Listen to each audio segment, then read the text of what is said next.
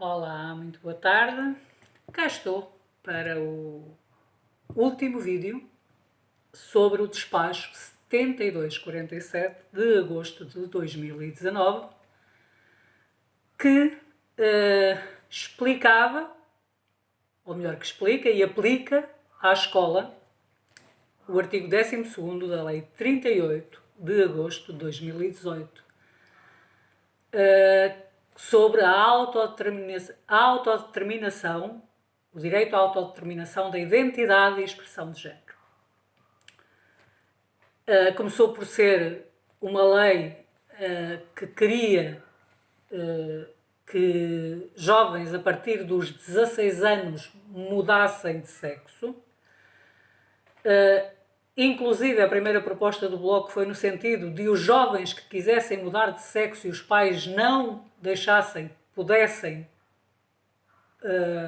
levar os pais a tribunal. Depois evoluiu para aquilo que realmente o Bloco e as esquerdas queriam, ou seja, para a autodeterminação de identidade e expressão de género. Eles dizem que a partir dos 16 anos, a fim de começarem a fazer as cirurgias e a tomar as hormonas para mudarem de sexo, mas na verdade, durante a leitura do despacho e mesmo da própria Lei 38, percebemos que essa idade de 16 anos é pro forma. É para baixar, é para começar muito cedo, quando a criança sentir que é de um sexo que não o seu. Portanto, é disto que estamos a falar. Foi o despacho que aplicou aquilo que eu e outros estudiosos do assunto denominam como ideologia de género.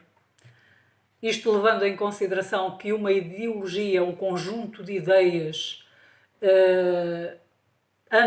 anticientíficas que, com propósitos políticos totalitários, desprezam completamente a biologia da sexualidade e do sexo e avançam com um conjunto de ideias anticientíficas e compiladas por pessoas que não se identificavam com o seu próprio sexo, por homossexuais, lésbicas. Aliás, a autora da teoria de género, não é? Judith Butler é lésbica, feminista. Portanto, isto é um conjunto de ideias. Imaginem o pano vermelho do touro, não é? Põe-se à frente da cabeça do touro. O objetivo é desviar o touro para o pano vermelho e não para aquele que está a hasteá-lo. A ideologia de género é algo muito semelhante a isto. Visa desviar a nossa atenção para uma suposta tolerância, uma suposta discriminação, não à discriminação, não é? Com a qual todos nós concordamos, mas na verdade, isto é uma ideologia muito, muito perigosa para a mente, o corpo e o espírito das crianças. Então vamos lá, o artigo 8 é o último, não é? Que é entrada em vigor. Portanto, em agosto de 2019, quando os portugueses estavam a banhos, este despacho foi aprovado e entrou em vigor. O presente despacho entra em vigor no dia seguinte ao da sua publicação. 30 de julho de 2019, a Secretária de Estado para a Cidadania e Igualdade, Rosa Filomena Brás Lopes Monteiro, e o Secretário de Estado da Educação, Dr. João Miguel Marques da Costa, o tal que continua a insistir e a recorrer de decisões do próprio tribunal para chumbar os filhos do Artur Mesquita Guimarães, para vergar o pai àquilo que ele quer impor aos seus filhos na escola. Então, eu tenho mais algumas perguntas a tudo aquilo que eu já fui denunciando antes, nos outros artigos, que são 8, não é? Portanto, fiz 7 vídeos, porque o 6º e o 7º artigos ficaram no último. E há algumas perguntas que você precisa fazer ao despacho. Entenda. Mudar o senso de identidade para combinar com o corpo e as suas características biológicas é preconceito? O despacho diz que sim. Aliás, os ideólogos de género dizem que sim. O movimento, as associações e os movimentos LGBT dizem que sim, que é preconceito. Então, mudar o sexo para combinar com o género pode e é recomendável. Mas mudar o género para combinar com o seu corpo e o seu sexo, biologicamente determinados, é preconceito? Não pode. Quem é que impôs isso? Isto é tão absurdo que só mesmo por imposição política. Percebem?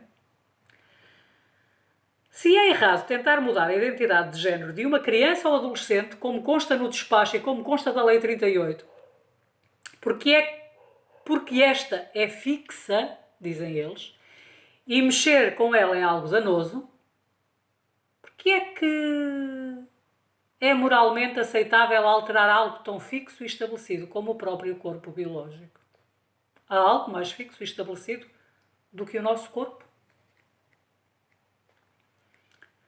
Dizer que não se pode mudar o género, pois isso é preconceito, porque a pessoa é assim.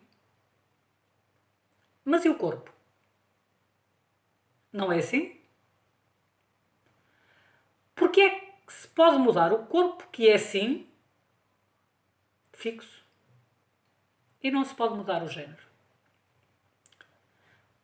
Porque isso interessa à indústria farmacêutica e ao lobby LGBTQIA+. Sim, porque são os únicos que ganham com esta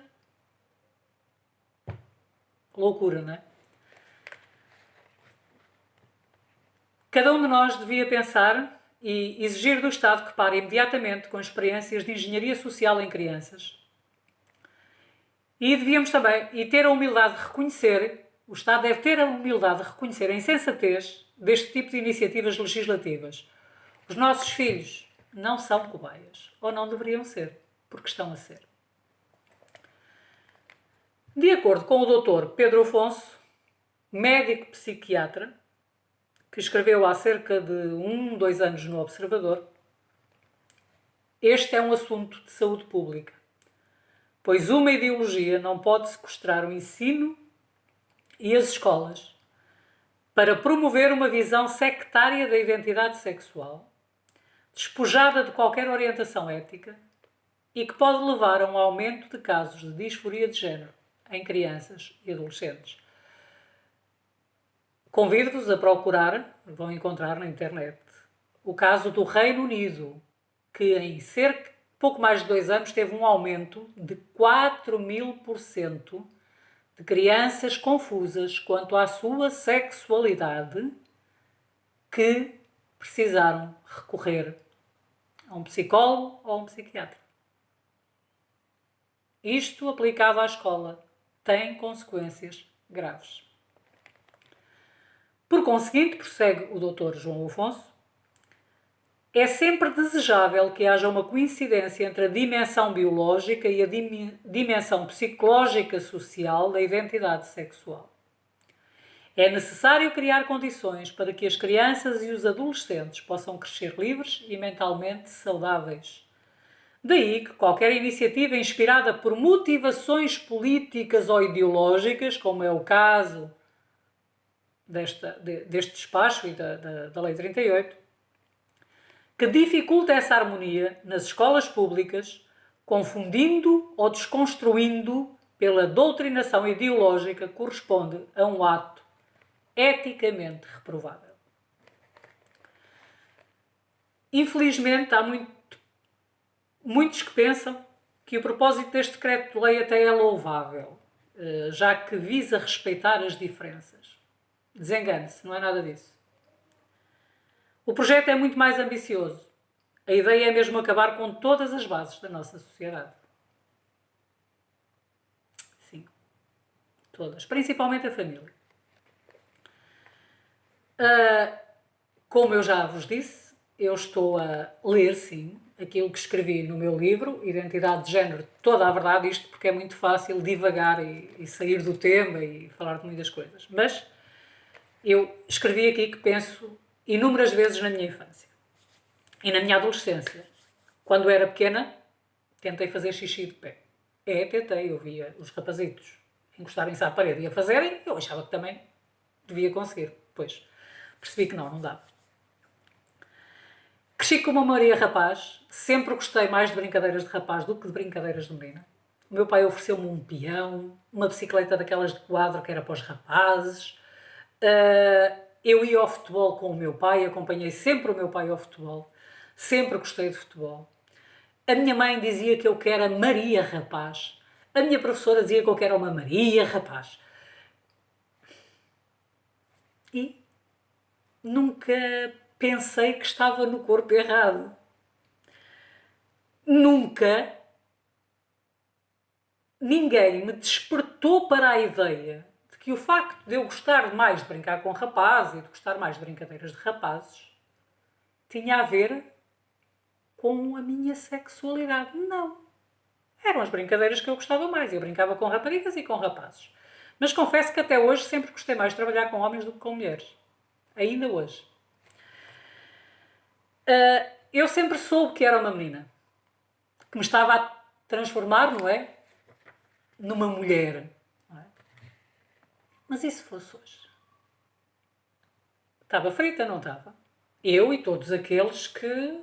Ou todas aquelas que também foram Marias rapazes. E os rapazes, eu tenho um amigo meu, que é ele que costura as meias lá em casa. É ele que faz os trabalhos de costura. E a esposa dele não gosta nada daquilo. Mas ele gosta de fazer. Aliás, ele é professor de desenho, não é? Antigamente era desenho que se dizia, agora deve ser outra coisa qualquer. Bem, se fosse hoje, e se a escola tivesse aqueles olheiros que eu, que eu mencionei no artigo 5º, era um problema, não é? Era um problema. Era um problema porque iam conseguir confundir-me e não ia escapar ao rótulo de ser, sei lá, lésbica, gay, transgênero, não sei. Ia ser muito complicado. Eu imagino as crianças na escola ensinarem, porque é isso que estão a fazer aos rapazes, que se eles brincam com brinquedos de rapaz é porque são machistas e porque isso é uma expressão do machismo dos pais. E então obrigam-se meninos a brincar com as brincadeiras das meninas. E vice-versa. Masculinizam-se as meninas e feminizam-se os rapazes. É isto que está a ser feito na escola. Isto é uma violência. As crianças devem ter liberdade para brincarem com o que quiserem. E devem ter liberdade para pensar também. Não para serem colocados, para serem rotulados de transgénero porque gostam de coisas de meninas. Ou porque as meninas gostam de coisas de rapazes. Aquilo que está a acontecer na escola é um verdadeiro ataque à inocência das crianças. É um verdadeiro ataque à infância. É uma adultização das crianças para sexo promíscuo do interesse de adultos promíscuos e maus. Pais, eu sei que isto parece tudo muito, muito mau, mas é mesmo, é mau. É muito mau. O que está a ser feito na escola é mau demais. Eu convido-vos a partilharem este vídeo e a perceberem que já passa da hora de fazer alguma coisa para protegerem os vossos filhos daquilo em que a escola se transformou. Uma linha de montagem de socialistas e de transgêneros. Não duvido. Até à próxima para um vídeo sobre qualquer outro tema ou até sobre este mesmo tema. Isto enquanto não decidirem apagar todos os meus vídeos porque realmente ao Estado não interessa que os pais tenham conhecimento do que se está a passar. Tchau, até à próxima.